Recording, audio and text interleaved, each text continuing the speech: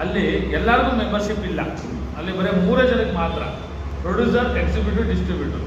ಒಂದು ಸಿನಿಮಾ ಮಾಡಬೇಕಂದ್ರೆ ಎಲ್ಲರೂ ಬೇಕು, ಡೈರೆಕ್ಟರಿಂದ ಹಿಡಿದು cameraman, production department, makeup man, so media ಪ್ರತಿಯೊಂದು ಬೇಕು. ಆದರೆ ಚಿತ್ರರಂಗಕ್ಕೆ ತುಂಬ ಅನ್ಯಾಯ ಮಾಡ್ತಾ ಇದ್ದಾರೆ ಫಿಲಂ ಚೇಂಬರ್ ಅವರು. ಅವ್ರಿಗೆ ಯಾರಿಗೂ ಮೆಂಬರ್ಶಿಪ್ ಕೊಡ್ತಾರೆ, 80 ವರ್ಷದಿಂದ ಇತಿಹಾಸ ಇದೆ ಅಂತಾರೆ, ಅವ್ರಿಗೆ ಯಾರಿಗೂ ಮೆಂಬರ್ಶಿಪ್ಪೇ ಕೊಡ್ತಾರೆ, ತುಂಬ ಅನ್ಯಾಯ ಮಾಡ್ತಾ ಇದೆ. ಈಗಿನ ಫಿಲಂ ಚೇಂಬರು ಈ ಗೋವಾ ಪಾರ್ಟಿಗಳು ಮೂವಿ ಮಾಡ್ಕೊಂಡು ಬರೀ ಶೋಕಿ ಮಾಡೋ ಅಂತ ಕೆಲಸ ಆಗ್ಬಿಟ್ಟಿದೆ ನಮ್ಮ NM ಸುರೇಶ್ ಅಧ್ಯಕ್ಷರು. ಫಿಲಂ ಚೇಂಬರ್ ಏನು ಹೇಳಿಕೆಗೋಸ್ಕರ ಕೆಲಸ ಮಾಡ್ತಾರೆ ಸರ್ ಅವರು ಅಧ್ಯಕ್ಷರು.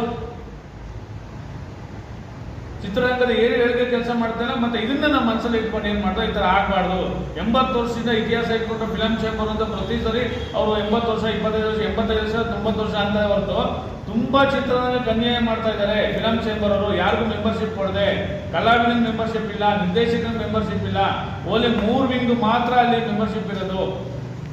ಎಕ್ಸಿಕ್ಯೂಟಿವ್, ಪ್ರೊಡ್ಯೂಸರ್, ಡಿಸ್ಟ್ರಿಬ್ಯೂಟರ್ ಮಾತ್ರ ಅಲ್ಲಿರೋದು. ಚಿತ್ರರಂಗದಲ್ಲಿ ಯಾರಿಗೂ ಮೆಂಬರ್ಶಿಪ್ ಇಲ್ಲ.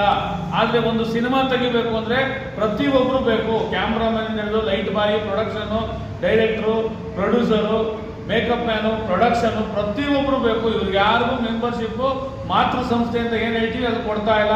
ತುಂಬ ಅನ್ಯಾಯ ಮಾಡ್ತಾ ಇದೆ. 85 ವರ್ಷದಿಂದ ಇದೇ ಅನ್ಯಾಯ ಮಾಡ್ಕೊಂಡಿದ್ದಾರೆ. ಅವ್ರದ್ದೇ ಅದನ್ನು ಬೈಲ ಮಾಡ್ಕೊಂಡ್ಬಿಟ್ಟವ್ರೆ. ಅವ್ರಿಗೆ ಹೆಂಗ್ ಅನುಕೂಲ ಬೇಕೋ ಅವ್ರ ಅನುಕೂಲಕ್ಕೆ ತಕ್ಕ ಬೈಲ ಮಾಡ್ಕೊಂಡು ತುಂಬಾ ಅನ್ಯಾಯ ಮಾಡ್ತಾ ಇದ್ದಾರೆ ಅಂತ ಹೇಳಕ್ ಇಷ್ಟಪಡ್ತೀನಿ.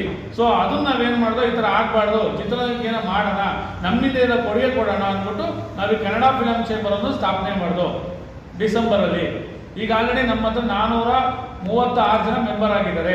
ಕಲಾವಿದರು ಒಂದು 250 300 ಆಗಿದ್ದಾರೆ. ನಿರ್ದೇಶಕರು ಒಂದು 80 ಜನ ಆಗಿದ್ದಾರೆ. ಆಮೇಲೆ ಬೇರೆ ಸಂಘ ಸಂಸ್ಥೆಗಳಲ್ಲಿ ತುಂಬಾ ಕಾಸ್ಟ್ಲಿ ಅಮೌಂಟ್ ಮೆಂಬರ್ಶಿಪ್ ಇದೆ. ನಿರ್ದೇಶಕರ ಸಂಘ ಇರ್ಬೋದು, ಕಲಾವಿದರ ಸಂಘ ಇರ್ಬೋದು, ಛಾಯಾಗ್ರಾಹಕರ ಸಂಘ